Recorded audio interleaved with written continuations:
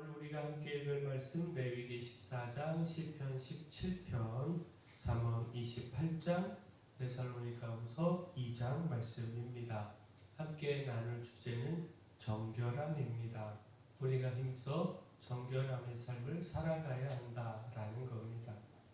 따라서 먼저 기억할 것이 이 정결함의 가치입니다.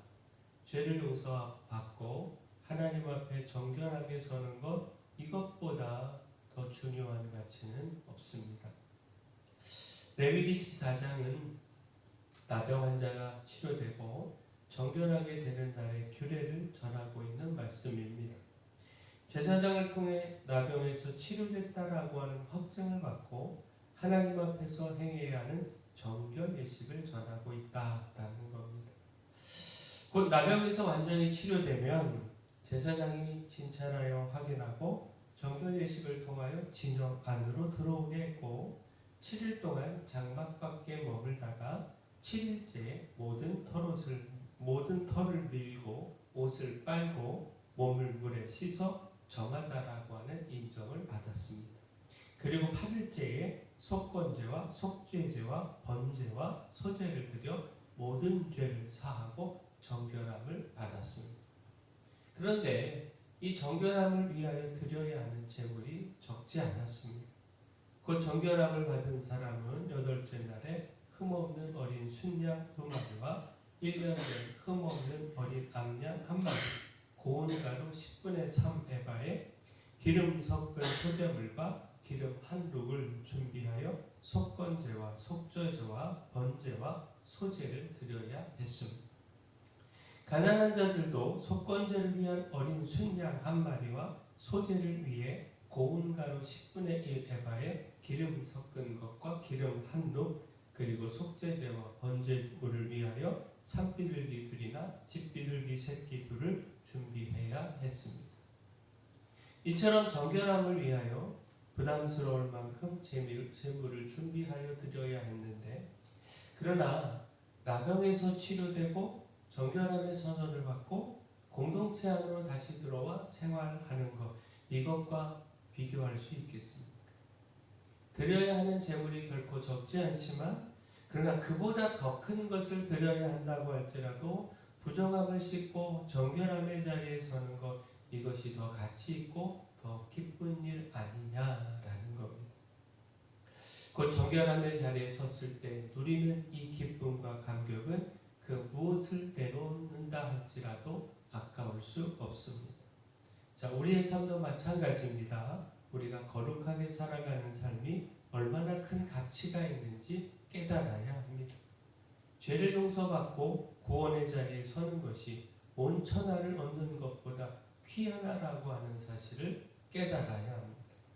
정결함으로 하나님 앞에 바로 서는 것, 이것의 최고의 가치를 둘 수 있어야 합니다. 따라서 또한 기억할 것, 당당함입니다. 정결한 자는 당당할 수 있습니다. 정결하게 모든 죄를 씻음받고 용서받고 죄에 대하여 자유롭게 하나님 앞에서 담대히 설 수 있고 삶의 도움을 구할 수 있습니다. 결코 죄로 인하여 하나님 앞에 부끄럽지 않을 수 있습니다. 시편 17편은 주님께 자신의 무고함을 주장하며 악인들의 공격에서 자신을 구원해 줄 것을 구하는 다윗의 기도입니다. 다윗은 주님께 자신을 판단하시고 살펴보시라 말씀하시며 주님께서 자신을 시험하시고 감찰하셨지만 흠을 찾지 못했다, 이렇게 당당하게 고백을 했습니다. 시편 17편 2절 3절 말씀 보면 주께서 나를 판단하시며 주의 눈으로 공평함을 살피소서. 주께서 내 마음을 시험하시고 밤에 내게 오시어서 나를 감찰하셨으나 흠을 찾지 못하셨사오니 내가 결심하고 입으로 범죄하지 아니하리이다. 자, 결국 무엇입니까?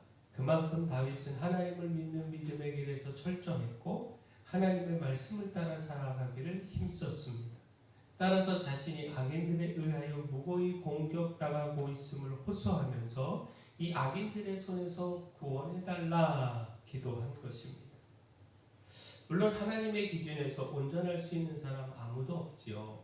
성군이라고 불렸던 이 다윗도 마찬가지입니다. 사실 그도 하나님의 감찰에서 온전함을 주장할 수는 없습니다. 그러나 다윗의 이와 같은 고백은 그가 철저히 하나님을 의지하며 그 믿음 안에서 힘써 살고 있다는 사실을 표현하고 있는 겁니다. 그 믿음으로 자신을 정결하게 세워주신 하나님, 그 은혜를 확신하고 있는 겁니다. 따라서 하나님의 은혜 속에서 당당히 하나님의 판단을 구한 것입니다. 이처럼 믿음과 하나님의 은혜로 정결함에 서면 당당할 수 있습니다. 어떤 환난과 고난 속에서도 당당히 하나님 앞에 기도할 수 있고 무엇보다 하나님의 도우심과 응답을 확신할 수 있습니다. 곧 다윗은 하나님 앞에서 그 의를 당당히 고백하며 한 가지를 확신했는데 하나님이 자신의 기도에 반드시 응답하신다라는 겁니다. 하나님 편에 서서 실족하지 않았기에 하나님께서 반드시 자신을 원수들과 악인들의 공격에서 구원해 주신다라는 겁니다. 또한 기억할 것 평안입니다. 정결한 자는 평안할 수 있습니다. 정결하기에 죄에 대하여 깨끗하기에 그 무엇에도 쫓기지 않을 수 있고 불안해하거나 두려워하지 않을 수 있습니다. 그 잠언 28장은 정결한 자, 곧 죄를 용서받고 의롭게 살아가는 자, 그의 평안과 은혜를 가르쳐주고 있습니다. 잠언 28장 1절을 보면 악인은 쫓아오는 자가 없어도 도망하나 의인은 사자같이 담대하니라. 악인은 쫓아오는 자가 없어도 도망한다. 그러니까 도둑이 재발절이듯 늘 불안함에 쫓기고 평안할 수 없다라는 겁니다. 그러나 의인은 사자같이 담대하다. 곧 그 무엇에도 부끄러움이 없기에 평안하다라는 겁니다. 따라서 그 죄에 대하여 숨기지 말고 자복하고 주의 은혜를 누려야 합니다. 죄를 숨기면 형통할 수 없지만 죄를 자복하고 버리면 불쌍히 여기시는 주의 은혜를 누릴 수 있습니다. 그 은혜로 죄에서 용서 받게 되고 평안하게 됩니다. 그 잠언 28장 13절 말씀 보면 자기의 죄를 숨기는 자는 형통하지 못하나 죄를 자복하고 버리는 자는 불쌍히 여김을 받으리라. 무엇보다 죄의 결과에 대해서 분명히 가르치고 있는데 잠언 28장 17절 말씀을 보면 사람의 피를 흘린 자는 함정으로 달려갈 것이니 그를 막지 말지니라. 자, 이 말씀은 살인자가 사람의 법정에서는 벗어날 수 있겠지만 하나님의 벌이 그에게 닥치게 된다는 사실을 가르치는 말씀입니다. 따라서 살인자는 달아나더라도 곧바로 죽음으로 치닫게 된다는 것이고 아무도 그것을 막지 말아야 한다라는 말씀입니다. 다시 말해 죄악을 행하고 심판을 모면할 수 없다라는 겁니다. 사람의 눈은 속여도 하나님의 눈은 속일 수 없고 하나님께서 다 보시고 판단하시고 심판하신다라는 겁니다. 따라서 죄를 숨기려고 하는 것이 아니라 자복하고 죄의 용서를 누려야, 용서의 은혜를 누려야 한다라는 겁니다. 우리가 하나님 앞에 우리의 죄를 고백하며 회개할 때 하나님의 긍휼의 은혜를 누릴 수 있습니다. 그 긍휼의 은혜를 통하여 죄를 용서받고 하나님 앞에서 의인으로 정결하게 설 수 있습니다. 그 누구도 완전하여 정결할 수 있는 사람 없지만 죄를 회개하고 고백하고 그 은혜를 주님께 구하는 자는 정결함의 은혜를 누릴 수 있고 또 이를 통해 평안함에 이를 수 있습니다. 바라긴 우리가 정결함으로 평안한 삶 살아가기를 소원합니다. 따라서 마지막 기억할 것이 인내입니다. 정결한 자는 인내해야 합니다. 어떤 미혹과 시험이 있어도 여기서 넘어지지 말고 인내하며 이기고 끝까지 정결함의 삶을 지켜가야 합니다. 데살로니가후서 2장은요 그리스도 강림에 대한 교훈의 말씀입니다. 그 데살로니가 교회 안에 주의 날이 이미 이르렀다 이런 주장으로 말미암아 동요와 혼란이 있었고 또 교인들은 당혹감에 빠질 수밖에 없었습니다. 이에 대하여 바울은 어떤 소문에도 흔들리지 말고 두려워하지 말라 가르쳤습니다. 또한 그리스도 강림 전에 적대자의 출현은 당연한 수순임을 기억하고 그들에게 미혹되지 말고 바른 가르침을 고수하라 전했습니다. 그 데살로니가후서 2장 15절 보면 그러므로 형제들아 굳건하게 서서 말로나 우리 편지로 가르침을 받은 전통을 지키라. 결국 이 말씀은 십자가의 믿음을 통해 거룩하게 선 주의 백성들이 주님께서 다시 오시는 그날까지 그 믿음과 거룩함을 지켜야 한다라고 하는 사실을 깨닫게 합니다. 곧 우리를 끊임없이 유혹하며 넘어뜨리고자 하는 악의 세력의 공격이 있는데 여기서 쉽게 흔들려 넘어지지 말고 믿음에 굳건히 서야 합니다. 주의 백성으로 정결함의 삶을 끝까지 인내하며 지켜야 합니다.